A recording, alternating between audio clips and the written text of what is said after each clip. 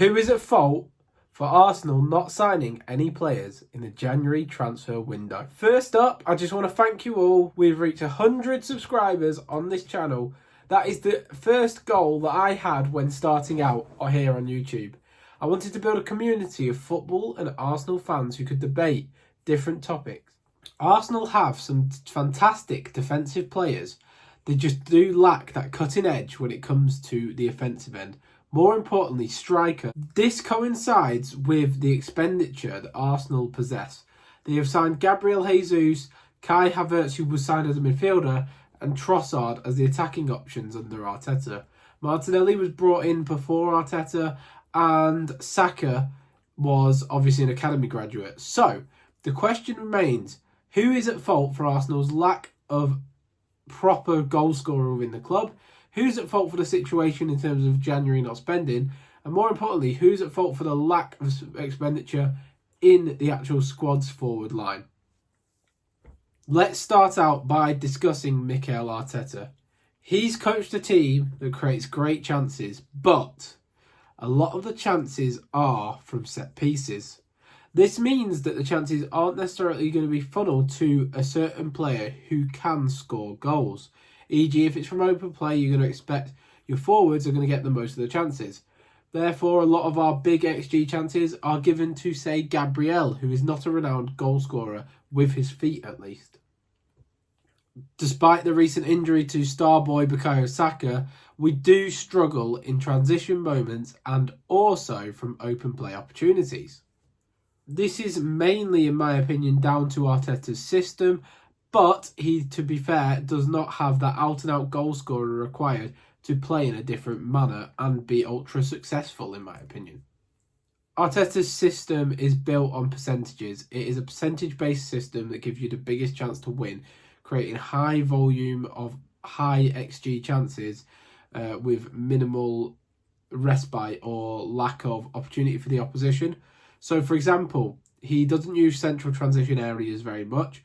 He likes to play down the wings and get the ball into the box in a central area from either a byline cross or just a general cross. His defenders rarely join attack because he uses a sitting rest defence, meaning that he doesn't like to push too many men forward with a fear of opposition counter-attack, and he believes that constant possession of the ball in the opposition half leads us to the best chance of winning a game. If the game is fluxed, then there's too many uncontrollable variables, so Arteta is key, and his system is key to keeping as many variables controlled as possible. This is a cautious approach from the manager overall because it means that we don't concede much, but equally it does make sense. If you have the ability to score from set pieces consistently, continue attacks consistently, whilst not giving up many massive chances, then that can only leave you in a good position going forwards. This is why defenders such as Kieran Tierney, who were very good on the overlap from left back, are not used because he wants them either to be inverted or static full-back defenders who can drop into a back three. An example of this is Ben White. He can play across a back three when we are in possession. Or alternatively, you've got the likes of Lewis Skelly, who likes to drop in midfield, meaning that he controls that possession. And his only transition defensively is from midfield back out wide to left back, instead of bombing back and forward left wing to left back, where you've got more uncontrolled space, more transition threat of opposition, and you need more pace in that. However, do I blame him for the lack of expenditure in forward lines? Absolutely not, in my opinion. He is a perfectionist. He constantly states that we have to improve everywhere on the pitch, which makes it almost certain that he would want a forward to improve in that area. His ruthlessness with Ramsdale shows that he isn't too attached to players necessarily. So do I actually believe he'd be happy to shift out Gabriel Jesus or Kai Havertz if he felt the need to or had the ability to? Yes, I do. So do I believe that Arteta is the reason that we haven't spent money on a forward in recent years? No. Do I believe Edu is? Obviously, after he's recently left the club. This one may have more legs to it.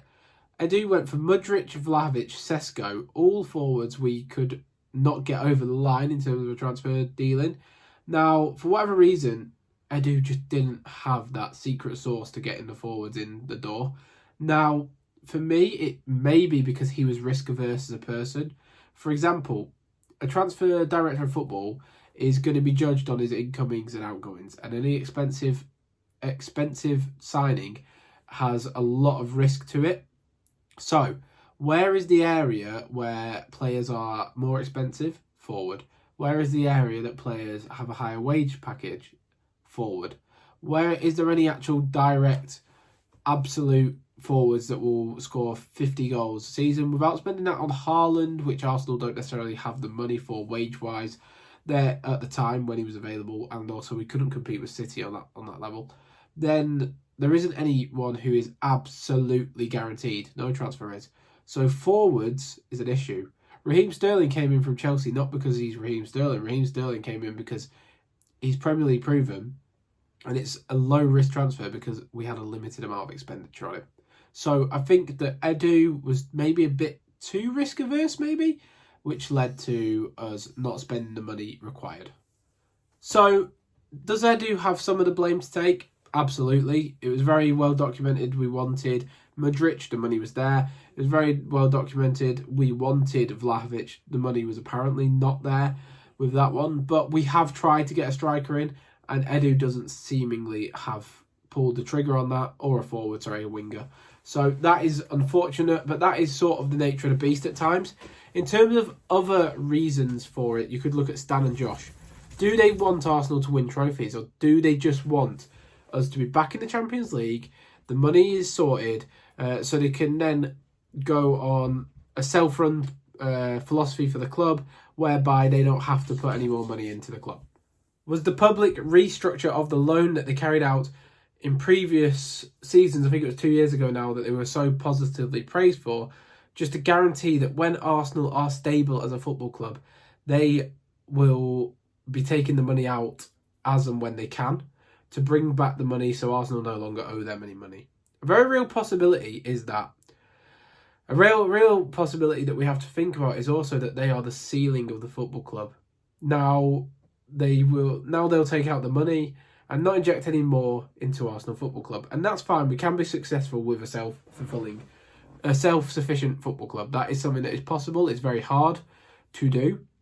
But could it be a possibility that the Cronkies stepped up to get us back to the Champions League because they needed to protect their investment, and now we're back in the Champions League, the club can run proficiently and they're not going to put any more money in, which could then mean that our trajectory, which was going like this, now stagnates and stays like this, and we might then start to not compete for the major honours. We might start to lose our better players because profit comes first, and that is a possibility with Arsenal. That's a possibility with the Cronkies. It is, and I think we'd be blind not to be open to that as an unfortunate occurrence that now we have reached this level of football where we're competing for the league and stuff, we might not get over the edge because that last piece of the puzzle might not be provided by the Cronkies, and Arsenal might not be able to afford it without their investment or help.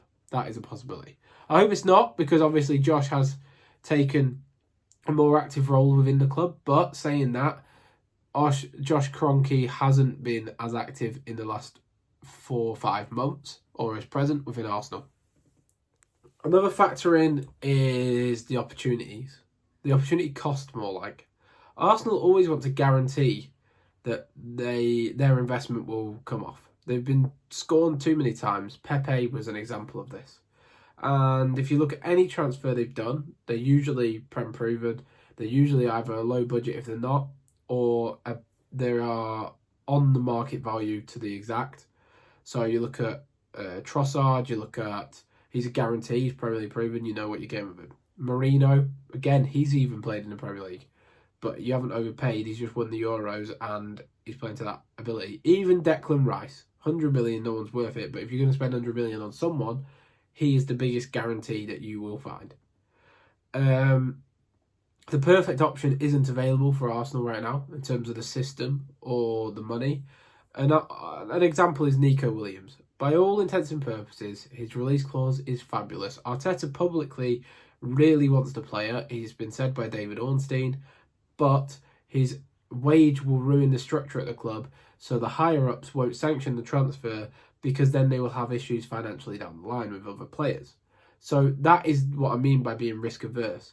Unless it's a guaranteed transfer that makes sense in every single party, then it's unlikely to go ahead. Now, my thoughts are that with strikers, with forwards, it is very rare that you can get a top range striker with a guaranteed transfer. There's always some risk. If you want to bring in Darwin Núñez, Liverpool had to pay 80 million, and that's from a minority league. Luis Diaz was a bit more of a risk because he was more of an unknown player. Even Salah, like at the time he'd flopped at Chelsea, that was a risk of a transfer. So the forward area is the one area that you can't guarantee all the time. You just got to sometimes take that punt.